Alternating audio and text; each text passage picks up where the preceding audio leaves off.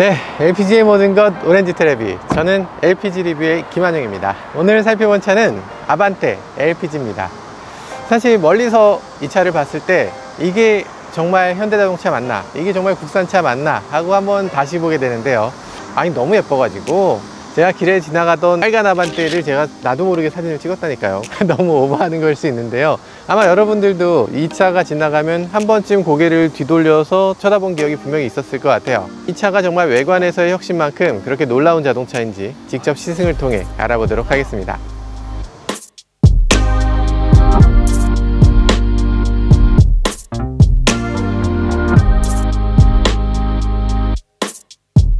외관을 한번 살펴볼게요. 이 차의 외관 보시면은 사실 우리가 기존에 탔던 아반떼하고는 조금 다릅니다. 어떤 점에서 다르냐면 얘는 풀옵션이 아니고 보편적으로 많은 사람들이 선택하는 옵션이에요. 아마 여러분들이 아반떼를 산다 라고 하면 이 정도 트림을 사게 되실 텐데, 그래서 이번 리뷰가 중요한 거겠죠. 처음 이 차를 봤을 때 이 배지의 크기, 그때부터 지금까지 적응이 잘 됩니까? 피디님 괜찮으세요? 이 정도 크기가 딱 적당해요? 야, 이거 뭐 괜찮네. 딱 예쁘네요. 살짝 이렇게 쭉 치켜 올라간 것도 괜찮으세요?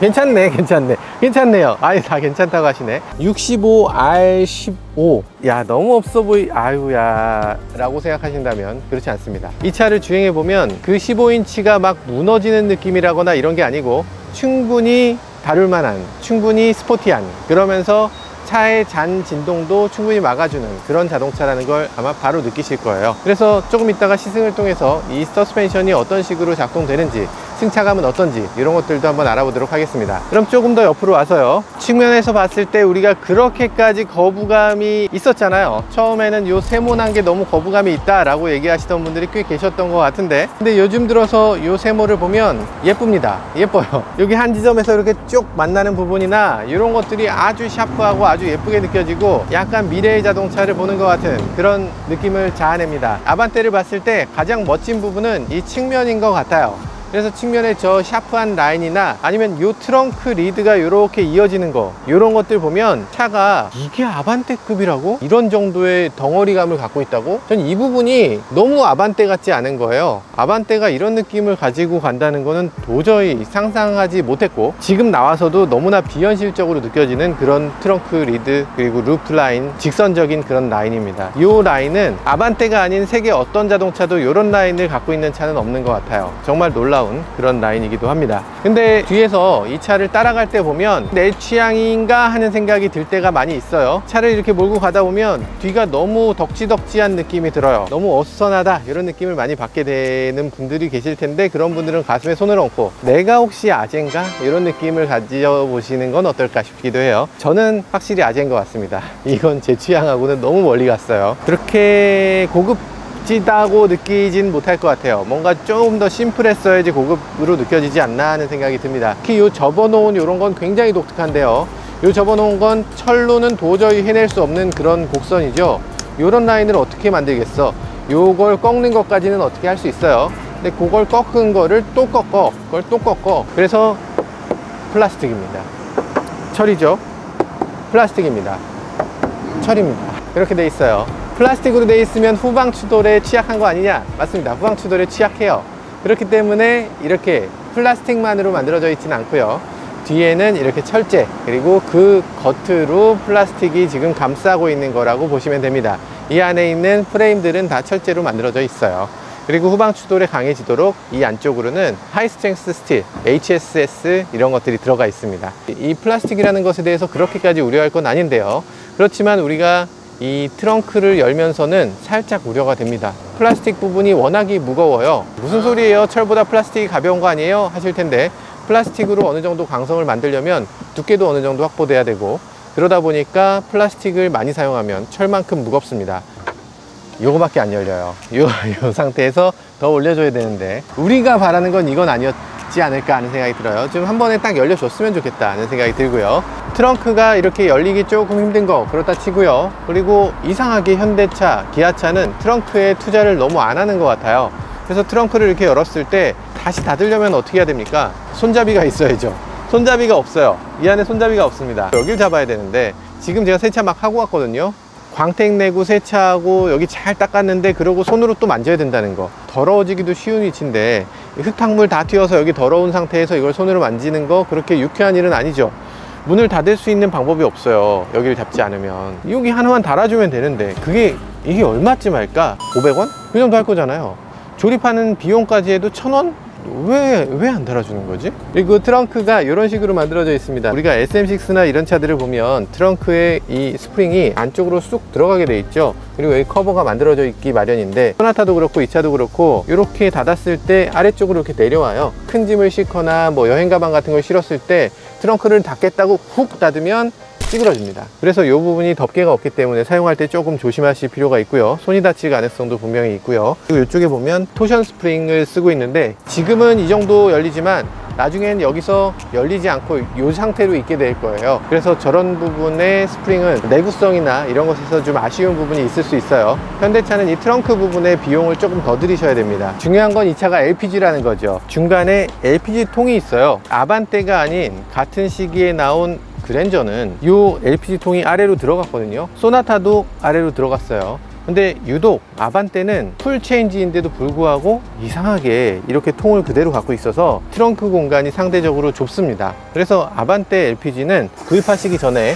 이 트렁크 공간을 한번 보시고 이 공간이라도 나는 괜찮아, 나는 트렁크를 뭐 그렇게까지 많이 사용하지 않아 라고 하시는 분들이 선택하시는 게 좋을 것 같아요. 약간 실용성에 조금 어려움이 있으실 거다 라는 생각이 드네요. 자, 그러면 어떤 차인지. 실내는 굉장히 반전이에요. 겉은 굉장히 날카로운 선이잖아요. 그럼 그 날카로운 선을 실내에서도 어느 정도 좀 이어갈 거라고 생각하는데 전혀 다른 차의 실내로 들어오는 것 같아. 그러니까 반전이 있는 그런 실내. 근데 시동은 이렇게 한 템포 쉽니다. 버튼을 누르고 한 1초 쉬었다가 시동이 걸려요. 실내에 오면 제일 먼저 눈에 띄는 게 어쨌든 이거네요. 이 부분이 눈에 안 띌 수가 없어.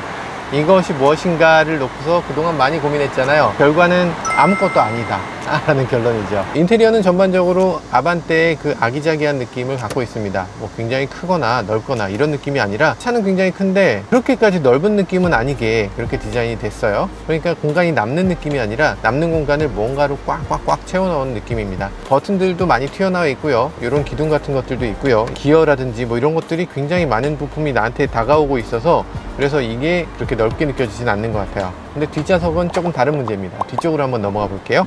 네, 정말 놀라운 거는요, 아반떼 시트에 앉으면 특히 앞좌석은 정말 납작합니다. 스포츠카에 탄 것처럼 바닥에 붙어 있는 것 같은 그런 높이입니다. 그게 굉장히 독특하거든요. 이렇게까지 낮은 차는 드물어요. 이걸 낮게 하기 위해서 굉장한 노력을 기울였구나 라는 느낌이 확실히 듭니다. 뒷좌석에 앉아보면 그것 때문인가?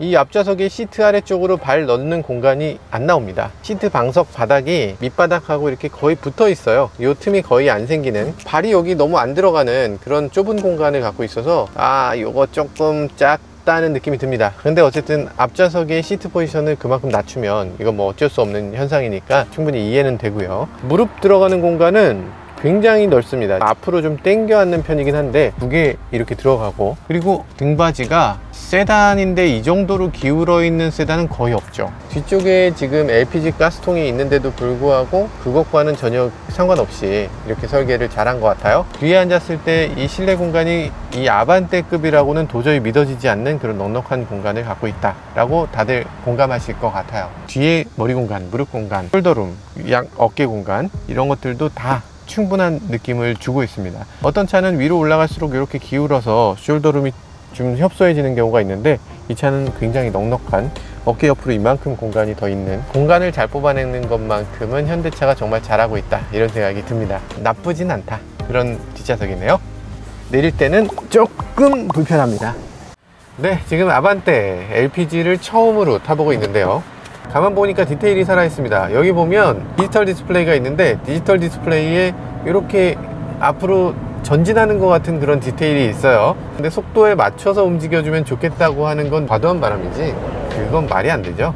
일단 이 차는 깡통에 가까운 옵션이에요. 깡통보다 하나 높은 트림. 그러다 보니까 저희가 평소에 타는 그 풀옵션하고는 상당한 차이가 있습니다. 일단 어떤 게 차이가 있느냐, 디지털 계기판이 아니에요. 바늘식 계기판을 사용하고 있는데 바늘식 계기판 쓸만한가? 괜찮습니다. 괜찮아요. 예쁘잖아. 이 바늘식 계기판 예쁜 것 같고요. 디지털 디스플레이가 보통은 가운데 있는데 포르쉐? 아, 포르쉐 스타일이구나. 아, 포르쉐 스타일이네. 아니 근데 디지털 계기판을 가운데다 놓는 건 뭔가 이유가 있지 않았을까요? 디지털 계기판이 잘 보여야 되기 때문에. 디지털 계기판 위아래로 이렇게 해서 이 정보가 다 보여야 되잖아요. 그러니까 가운데에 놓은 건데, 그걸 가장자리로 옮기니까 어떤 일이 벌어지겠어요? 핸들에 가려져. 아니, 가려지지, 당연한 거 아닌가? 이게 가려진다는 생각을 안 하셨나 봐요. 핸들을 이 정도로 올리면 안 가려지는데, 이 가운데를 어쨌든 속도계로 했습니다. 그래서 속도계를 보는 것을 더 좋아하는 약간 아날로그 감성을 충족시키는 그런 의도로 만들어진 것 같고요.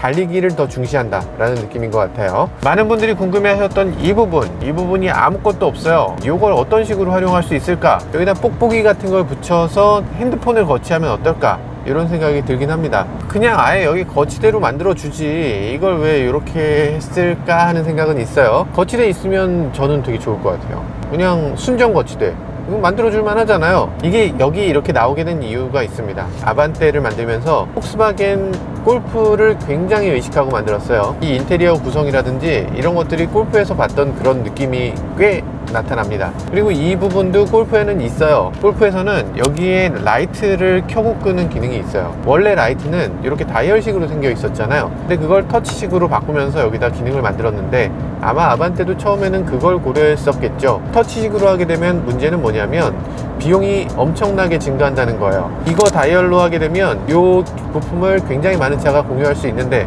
지금 이 차도 지금 공유되고 있는 부품이거든요. 이걸 터치식으로 하게 되면 아반떼만을 위해서 스위치를 따로 만들어야 되는 거예요. 그래서 그렇게까지는 하지 못했고, 이런 식으로 무의미한 공간을 만들게 됐습니다. 그래서 이 무의미한 공간에 대한 얘기가 계속 나오니까 현대차에서는 이런 답을 내놨죠. 그거 N에서 쓸모가 있을 것이다. N 같은 경우는 여기에 드라이브 모드 다이얼이 들어갑니다. 그런데 제가 지금 운전할 때 저는 되게 상체를 많이 세우고 운전하는 편이잖아요. 핸들에서 엄청 가까워요. 지금 한 뼘, 두 뼘도 안 돼. 근데 이 정도로 가까이 앉았을 때도 팔이 닿을랑말랑. 그리고 팔이 저처럼 원숭이처럼 긴 사람이 별로 없잖아요. 저는 지금 엄청 길거든요. 쟤 달리네. 나 스포츠 모드로 해서 따라잡을 거야 라고 하고 돌려야 되는데 몸을 떼야 된다는 거, 요거 조금 무리수인 것 같습니다. 위치상 그렇게 썩 좋은 위치가 아닌데 여기 다이얼이 들어간 거, 요거 조금 마이너스 요인으로 생각되고요. 그런 식으로 약간 실제로 의미 없는 디자인들이 꽤 있습니다. 예를 들면 이런 거, 여기에는 지금 램프가 나올 만한 구성이 돼 있는데 실제로 램프가 아니에요. 그래서 램프가 켜지지가 않습니다. 이 부분에만 램프가 들어오고 있고요.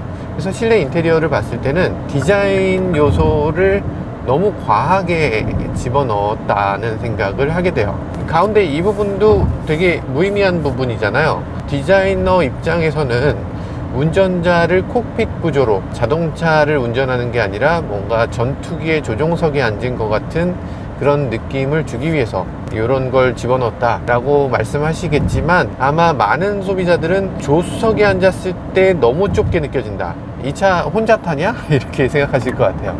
조수석에 앉았을 때 어떠세요? 최악이 아니, 그러니까 조수석에 앉았을 때 이게 너무 거리적거리게 느껴져요. 레그룸이 좁게 느껴지죠. 게다가 운전석에 있는 사람한테는 내 공간이 여기까지가 아니라 여기까지야, 되게 넓지 라는 느낌을 주려고 이렇게 만든 것 같은데, 디자인적으로 너무 과했던 게 아닌가. 이 차는 어쨌든 중저가 자동차고 보편적인 사람들이 타야 되는 자동차인데 이런 식으로 과도하게 하는 게 맞는 것인가, 뭐 이런 생각이 들긴 하네요. 네, CVT를 굉장히 싫어하시는 분들이 계시죠. IVT라고 현대차는 흔히 얘기하는데, 그 IVT가 여긴 들어있지 않습니다. 여기는 지금 6단 자동 변속기가 들어가고요. 6단 자동 변속기인데도 변속 느낌을 그렇게 쉽게 느끼기는 어렵네요. 일단 고속주행에서는 아주 변속이 매끄럽고 특별히 변속감을 느끼기 어렵습니다. 그런데 시내 주행에서는 조금 다른 느낌이에요. 시내 주행을 하면서 가다 서다를 반복할 때는 변속 느낌이 약간 충격으로 느껴지기도 한다, 이렇게 아마 다들 느끼실 것 같아요. 원래라면 그렇게 나쁘지 않다고 느꼈었겠지만 요즘에 높아진 눈높이에 그렇게 썩 잘 맞는 변속기란 생각이 들진 않습니다. 그렇지만 정속주행, 장거리 주행에는 아주 탁월한 그런 느낌을 주고 있네요. LPG 모델의 코너링도 한번 볼까요? 지금 RPM을 좀 띄워놨고요. 코너링, 과속 방지턱. 코너링 중간에 과속 방지턱을 만드는 건 바보 같은 짓이죠. 정말 바보 같은 짓인데 이렇게 해놨네요. 코너를 하기 전에 과속 방지턱이 있으면 몰라도 코너 중간에 있으면 저건 너무 위험하죠. 아반떼는 사실 원래부터 주행 느낌이 좋았어요. 너무 좋아서 이게 정상인 건가? 느낌이 들 때가 있어요. 아반떼 HD 때 정말 놀랐거든요. 너무 잘 만들어져서. 그리고 MD로 바뀌었을 때 뭐 많은 분들이 뭐 PC 테일링이다 뭐다 얘기했지만 그래도 HD보다 더 좋았어요. 지금도 MD를 가끔 길에서 보면 저 정말 잘 만들었다, 저 디자인이 가장 좋다, 이런 느낌도 들어요. AD도 뭐 굉장히 많은 사람들의 호평을 받았죠. 아반떼는 항상 기대를 능가하는, 기대 이상의 그런 퍼포먼스, 그런 느낌을 주었던 차죠. 이 차의 코너링이나 이런 것들 보면 역시 아반떼를 허투루 만들지 않는구나 라는 걸 느끼게 됩니다. 이 차가 기본적으로 시트 포지션이 굉장히 낮은 편이고요. 이 낮은 시트 포지션을 기반으로 해서 스포티한 느낌을 잘 만들어내고 있습니다. 근데 한 가지 아쉬운 점은 지금도 좀 느껴지지만 변속 충격이 꽤 있네요. 이 변속 충격이 프로그램이 좀 바보 같아서 생기는 것 같은 그런 느낌도 있습니다. 약간 이 차만의 문제일 수 있는데요. 이 언덕 같은 걸 올라갈 때 갑자기 시프트 다운이 되면서 덜컥 하거든요. 이 차만의 문제일 수 있기 때문에 나중에 이 부분은 여러분들이 직접 시승을 해보시는 게 좋을 것 같습니다. 네, 약간의 변속 충격이 느껴져요. 약간 느껴지는데 아반떼급을 탈 때 이 정도 변속 충격에 대해서 그렇게까지 예민하신 분들이 있을까 싶긴 한데, 어쨌든 요즘 워낙 눈높이가 높으니까 이런 정도의 변속 충격에도 민감하게 받아들이게 되는 것 같습니다. 렌터카 공기압은 정말 너무하죠.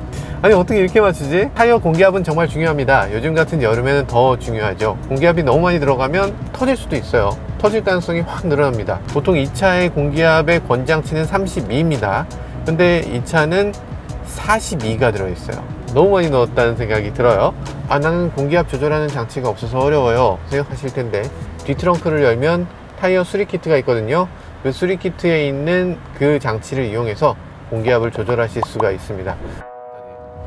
지금 노면의 잔충격도 꽤 잘 흡수해주고 있거든요. 그 잔충격을 흡수해주는 느낌은 아마도 이 타이어가 많은 역할을 해주고 있는 것 같습니다. 타이어가 지금 공기압을 조금 뺀다면 아마 지금보다 훨씬 더 좋을 것 같은데, 밸런스가 맞지 않는 타이어 공기압이지만 그럼에도 이 정도 휠을 끼고 있으니까 그나마 이 잔충격을 많이 흡수해주고 있는 것 같아요. 요즘 나오는 현대차는 굉장히 단단하기 때문에 휠을 좀 작은 걸로 끼는 게 디자인상으로는 조금 아쉬울 수 있어도 승차감에서는 훨씬 더 좋은 선택이 될 수 있을 것 같습니다. 옵션에 장인들이 살아 숨쉬고 계신 그런 현대차잖아요. 그러다 보니까 여기에 10.25인치 디스플레이를 넣으려면 트림 전체를 하나 올려야 됩니다. 아니, 그걸 일일이 다 분해해 주는 건 사실상 불가능하니까 어쩔 수 없이 이렇게 했다 라는 말씀이시고요. 일리는 있는 것 같습니다. 어쨌든 그래서 지금 10.25인치 디스플레이를 장착하고 있는데, 이러다 보니까 차가 굉장히 고급스럽게 보여요. 이 디스플레이 하나만으로. 그래서 저라면 완전 깡통보다는 그래도 요거는 장착되어 있는 차를 선택하시는 게 좋을 것 같습니다. 그리고 요걸 선택하게 되면 블루링크가 따라오잖아요. 네, 말씀하세요. 길 안내. 이 장소를 목적지로 설정할까요? 예. 안내를 시작합니다.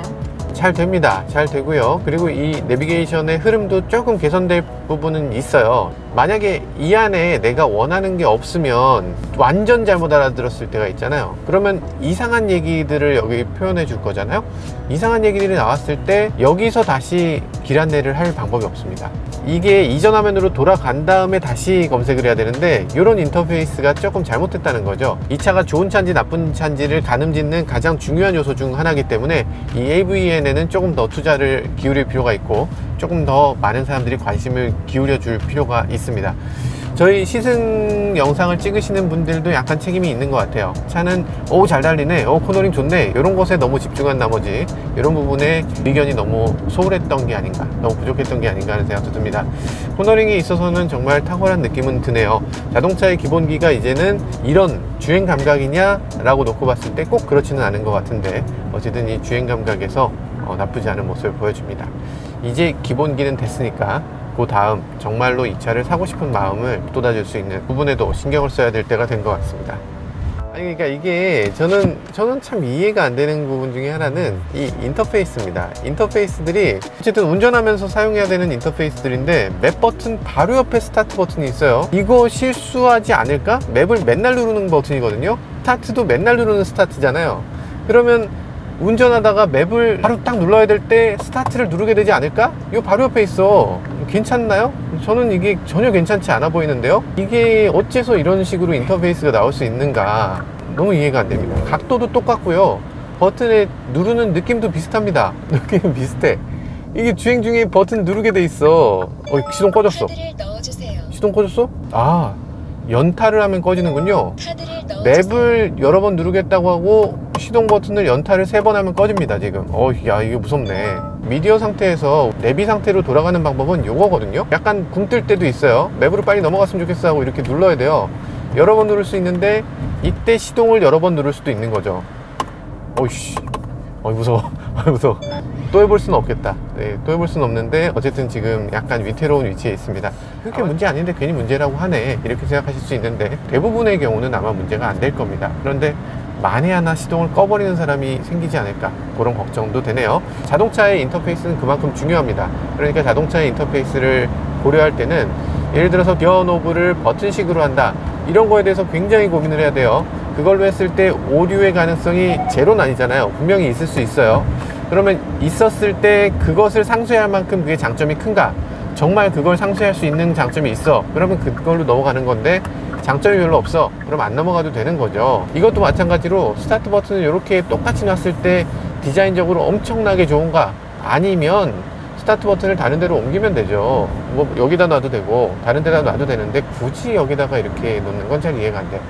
네, LPG가 과연 경제적인가에 대해서 댓글도 많이 나오고 있더라고요. LPG 연비가 많이 낮으니까 경제적이지 않다, 뭐 이렇게 얘기하는 분들도 계신데, 실제로 경제성을 놓고 보면요, 전국 평균 가격 검색하면 700, 네, 제가 검색했을 때 760원이었어요.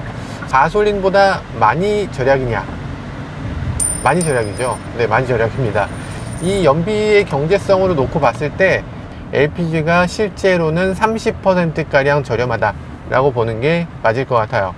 1년에 1만 킬로를 탄다고 봤을 때 휘발유를 사용하는 경우는 90만원 정도가 들 거예요. 근데 LPG를 사용하는 경우는 똑같이 연비 계산해 보면 70만원 정도가 듭니다. 그렇기 때문에 LPG가 더 저렴하다는 건데, LPG는 가격 변동이 휘발유보다는 조금 덜 하니까요. 네, 그런 것들 감안했을 때 자동차 운영비를 조금 계획성 있게 사용할 수 있지 않나 하는 생각도 드네요. 네, LPG 같은 경우는 우리가 잘 모르고 있는 게 있어요. LPG는 친환경 연료입니다. 친환경 3종 스티커를 붙여줘요. 스티커를 붙여주고 나면 그때부터는 여러 가지 혜택이 있습니다. 남들은 다 나보다 2배를 낸다, 내가 그 절반만 낸다, 요게 그 느낌이 너무나 뿌듯한 그런 기분이 들어요. 이 차에는 첨단 기능이 다 들어있습니다. 첨단 기능이 다 들어있는데 정말 놀랄 정도예요. 차선 이탈 방지 들어있어요. 차선 안 넘어갑니다. 핸들 놔도 그냥 알아서 가요. 크루즈 누르면 크루즈 지원됩니다. 근데 문제는 크루즈가 그냥 크루즈야. 그냥 크루즈예요. 아반떼는 당연히 어댑티브 크루즈가 옵션으로 있죠. 가장 기본적인 트림인데도 불구하고 차선을 넘지 않고 차선을 센터링을 유지해주는 LFA 기능도 있다. 이 부분이 굉장히 놀랍게 느껴지네요.